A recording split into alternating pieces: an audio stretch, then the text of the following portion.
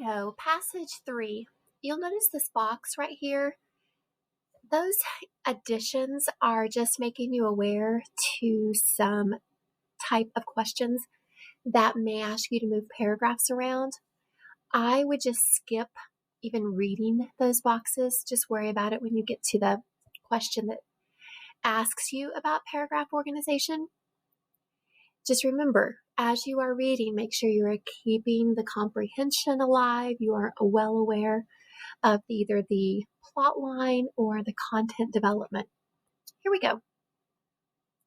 Benjamin Banneker, African-American inventor and astronomer.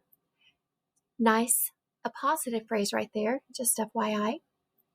Grew up on his family's farm. Now notice it's starting in past tense, so if you have any questions about verb tense consistency, you need to be in past. Now we're talking about one family, so and it's possessive, so it should be apostrophe S because that is the rule for possessives when they're singular. So it should be B. He grew up on his farm in colonial Maryland. Though he had limited access to formal education, Banneker nevertheless demonstrated a keen curiosity and a consuming interest in acquiring knowledge. Which of the following would not be acceptable? When you see these capital knots, you should circle them. Oftentimes, kids choose one that works, and they just choose the first one they see, and then they've gotten it wrong because they're not looking for the one that does not work. And in this situation, F would be inaccurate because it would read then like Banneker, we're limiting his access. And that is not true. It's just his reality at this point. So F is your answer there because it does not work. Banneker's grandmother was an indentured servant from England, whom, after completing the term of her contract, bought some land and then married a freed slave. You know when it says who or whom, that it's going to ask you a question about pronoun case. And this is something we went over on the CUPS notes under the usage column. If we're going to keep whom, what we're saying is that word is acting as an object. And for that to act as an object, it has to be after a preposition, which it is not, or it has to be receiving action, like a direct object or an indirect object, and it is not. It is actually doing action. Who bought? And if it's doing the action, it's acting as a subject. So we need a subjective case pronoun. Who is your best choice there? B.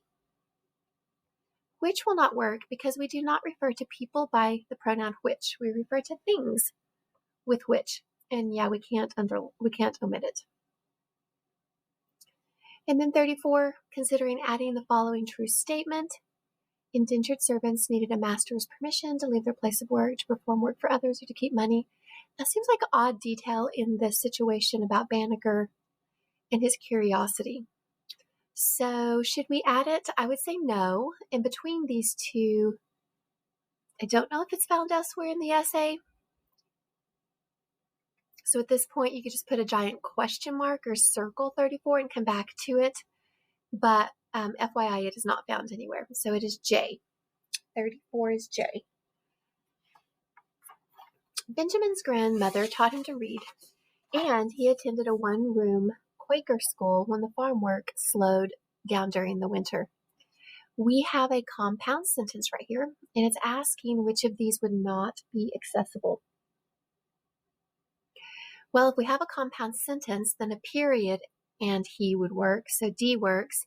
We could also use a semicolon and just remove the and because semicolons join sentences, so that works. C will not because it's just a train wreck. We've got two sentences rammed together. So C is the answer there.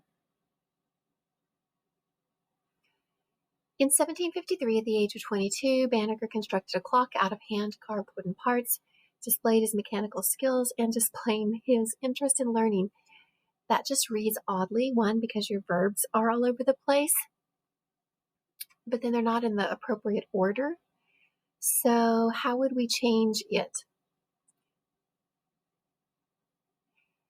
For number 36, H is your best option. He displayed an interest in learning and his mechanical skills when he So it's that cause and effect. Your modifiers here are in the right order. Displayed as a verb, displayed what interest, and then you've got this prepositional phrase in learning and mechanical skills. Then you've got this dependent clause, and it all fits very smoothly. He had dismantled a pocket watch borrowed from a traveling merchant, made detailed drawings of its components, and returned it fully functioning to the merchant. Just a heads up here, we've got nice parallelism with all past tense verbs: dismantled, made, returned. So just be aware of that. And then ITS. Remember that homonyms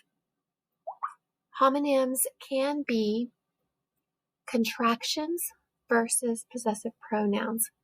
Contractions like whose, W-H-O-S-E, is possessive. W-H-O'(S) is a contraction for who is. Your, Y-O-U-R, is possessive, but Y-O-U'(R-E) is a contraction. So be aware of those homonyms, and here, this is a contraction, so separate it and see if it reads correctly. He made detailed drawings of its components. Nope. So we just need ITS, which is C. And I will tell you that ACT actually tricks quite a few people with B's, ITS apostrophe. And folks, that is never, never, never the option. ITS apostrophe is just simply not a word. Based on those drawings, he designed the works for his own clock and carved the gears, wheels, and other moving parts. The clock keeps. We need past tense to remember, so it should be kept. H. Precise time for, can you believe it, over 40 years. This interjection here is not reflective of the tone at this point, so we just need to get rid of it. D is your best choice for over 40 years. Banneker lived and worked on the family farm. After his father died in 1959, Banneker took over the responsibility of the farm and the care for his mother and younger sisters. In addition, he pursued scientific studies and taught himself to play the flute and violin.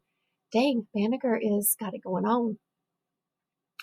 In addition is an appropriate transition here. You wouldn't say therefore, because therefore means because of this, then this happened, and that doesn't work here. And yeah, you cannot do H, because then you have a comma splice. You're just running two sentences together with a comma. 41. If the writer were to delete the last part of the preceding sentence, ending after studies, the paragraph would primarily lose, it would primarily lose A. Support that he has this love for learning. In 1788, a neighbor loaned Banneker some instruments and 4 books. Banneker quickly became engrossed in his studies, began to calculate the paths of the sun, moon, and other celestial bodies using them. Them is not specific enough. Are we talking about using the celestial bodies? Using what? We do not have a clear antecedent for this pronoun, so G is your best choice. These calculations, you must be clear, folks. So this is a clarity question. He also began to calculate annual tables of yearly sets. Guys, annual and yearly are the same. So we just should omit what is underlined, and then it'll be more concise. This became the basis for almanacs. All right, next paragraph. Grandson of an indentured servant, Benjamin Banneker liked to study music and astronomy. Given that all the choices are true, which one most effectively concludes and summarizes this essay? Well, this one looks pretty good, but let's scan G. That's not a summary overall.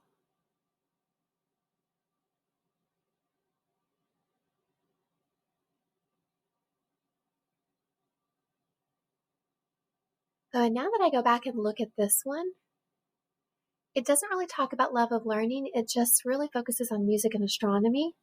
So I'm not liking F as much anymore. Let's look at J. This is broad enough. Its scope is wide enough, and it's still specific and inclusive of the entire passage. So J is your best answer. And this is a content and clarity question. All right, and here's that box that they alerted us to at the very beginning that I just told you to skip. For the sake of logic and coherence, paragraph 5 should be placed where? Paragraph 5 is right here. The astronomical instruments, studies, astronomical data. We're talking about 1788. Chronologically, it fits really well where it is because of the dates right here, and then we advance. So I would just keep it where it is now. A. All right, another video will address passage 4.